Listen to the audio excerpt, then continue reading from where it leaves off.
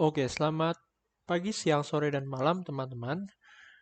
Kembali lagi dengan saya, Alfonso Ganendra, dan pada kesempatan kali ini saya akan menjelaskan mengenai reading IELTS Overview. Nah, setelah kalian menonton video sebelumnya tentang IELTS Introduction, sekarang kita akan lebih spesifik masuk ke reading. Jadi reading itu harus dikerjakan dalam waktu 60 menit dan tidak ada tambahan waktu. Dengan 40 pertanyaan dan ada 3 bacaan, masing-masing kurang lebih 13 pertanyaan lah untuk masing-masing passage. Dan kurang lebih ada 10 tipe question. Nah, tapi sebelum masuk ke tipe question ini, kalian tentu harus mempunyai skill basic dulu yang bisa kalian pakai untuk memahami reading sehingga saat mengerjakan soal apapun tipe soalnya kalian akan bisa paham maksudnya dan bisa menjawab dengan benar. Sekarang masuk ke IELTS Reading Key Points. Jadi apa aja sih hal-hal penting yang harus kalian perhatikan di IELTS Reading? Berikut adalah key points-nya. Yang pertama itu vocabulary, yaitu all the words that a person knows or uses. Ya kata adjective, verb, adverb, noun, nah itu masuknya ke vocabulary ya. Jadi semakin banyak vocabulary yang kalian ketahui, itu semakin bagus kalian bisa menjadi lebih mudah dalam memahami bacaan. Kemudian ada juga sinonim, yaitu words of the same language that have the same or nearly the same meaning. Jadi kata-kata yang memang mempunyai makna yang sama satu dengan yang lainnya. Contoh kecilnya misalkan excellent, excellent, outstanding, extraordinary, itu kan kelas katanya adjektif dan maknanya ya mirip atau bahkan bisa dibilang sama. Kemudian yang terakhir key points-nya adalah paraphrase, yaitu a restatement of a sentence or passage giving the meaning in another form. Jadi ini udah konteksnya dalam satu kalimat ya. Ada satu kalimat, kemudian ada kalimat yang lain yang memang kalimat itu memiliki makna secara kontekstual yang sama dengan kalimat sebelumnya. Nah, nanti kita akan bahas secara spesifik di bab selanjutnya. Oke, masuk ke most common topics. Memang IELTS itu topiknya banyak ya dan sebenarnya beragam, jadi susah untuk ditebak. Cuma untuk secara generalnya itu ada 4 tipe. Yang pertama adalah science. Jadi ini discuss about the current phenomena of science. Contohnya, waktu itu saya pernah mengerjakan soal yang judulnya A Second Attempt of Domesticating the Tomato. Jadi membahas tentang uh, gen di tomat yang bisa diubah-ubah sehingga memberikan manfaat yang berlebih untuk kesehatan manusia gitu. Itu kan berkaitan dengan sains. Kemudian ada juga teknologi. Explain about the latest technology disruption. Biasanya teknologi ini, bacaan mengenai teknologi ini isinya membahas tentang perkembangan terbaru dari dunia teknologi. Contohnya adalah the future of work using AI or artificial intelligence. Yang ketiga ada history. Ini biasanya cukup banyak ya. Give long story regarding the history of something or some event.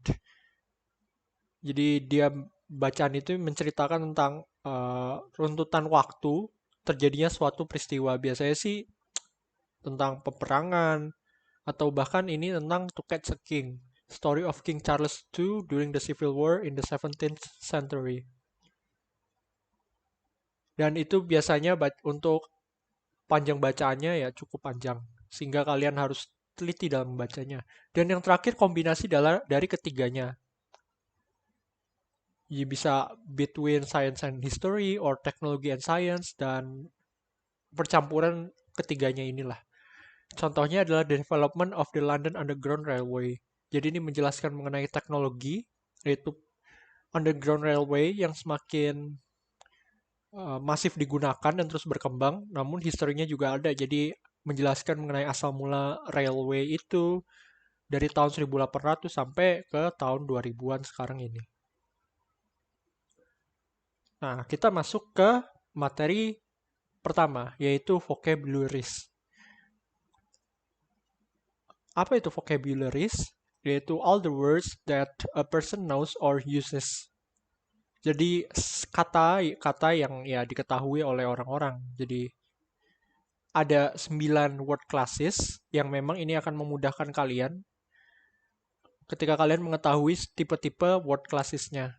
Ada noun, kata benda, ada verb, kata kerja, ada adjective, kata sifat, ada adverb, ada pronoun, ada determiner, ada preposition, ada conjunction, dan ada interjection. Sebenarnya ini ada banyak ya, cuma yang harus benar-benar kalian kuasai itu 4 saja dulu, yaitu noun, verb, adjective, dan adverb. Kita lanjut ke pertama, yaitu 4 major word classes. Jadi ada noun, adjective, verb, adverb, sudah saya sebutkan tadi ya. Noun itu adalah a word that refers to a person, a place, or a thing. Jadi kata-kata yang mengacu ke orang, ke tempat, atau ke benda. Ya, biasanya kita dalam bahasa Indonesia ketahuinya itu ya kata benda gitu. Dan contohnya adalah the lecturer, an apartment, a pencil. Itu untuk contoh kecil ya. Kemudian ada juga adjective yang kedua, a word that describes a person or thing.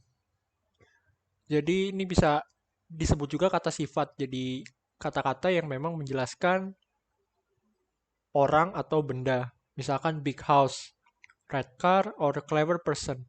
Big house ini, big-nya itu adjective, house-nya noun. Red itu adjective, car itu noun, dan clever itu adjective, person itu noun. Kemudian ada juga verb, a word or group of words that expresses an action or an event. Jadi verb ini ya kata kerja yang memang fungsinya ya mengekspresikan suatu kegiatan. Misalkan I run, saya berlari, he thinks, dia berpikir, the competition happens in a fast pace. Jadi kompetisinya terjadi dalam kurun waktu yang cepat atau dalam durasi yang cepat. Kemudian yang terakhir adverb, yaitu kata keterangan. Jadi a word that adds more information to verb, adjective, or adverb itself. Jadi ini adverb ini bisa ada sebelum verb, adjective, atau bahkan adverb yang menjelaskan ketiga jenis kata tersebut. Misalkan he runs quickly. Jadi adverb di sini kan quickly. Quickly itu menjelaskan runs dari verbnya.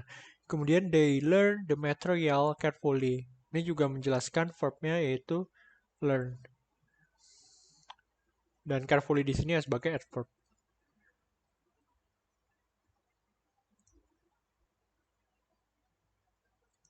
Nah, sekarang ketika kalian sudah mengetahui tipe-tipe word classes yang intinya saja yaitu 4 tadi, sekarang saatnya kita latihan. Ini adalah contohnya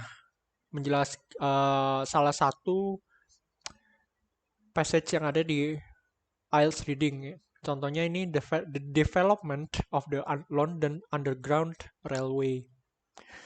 Ini ada bacanya satu paragraf aja contohnya dan instruksinya. Ini harus kalian pahami. From the previous passage, write all new vocabularies that you have never seen before and also the meaning. Jadi kalian harus menulis semua kata-kata yang belum kalian ketemu, yang belum pernah kalian temui dan kalian pun nggak tahu artinya itu apa. Sehingga kalian harus tulis artinya juga. Contohnya noun. Nah, itu ada underground railway. Apa itu underground railway? Kereta bawah tanah. Kemudian untuk kelas kata verb, kalian menemukan proposed. Nah, proposed ini kalian cari, ternyata kalian menemukan artinya dibuat, direncanakan. Kemudian ada juga adjective, congested.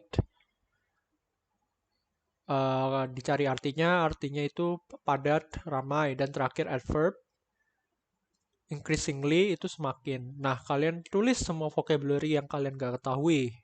Dan tulis meaningnya. dan dikumpulkan di Google Form yang nanti akan saya berikan.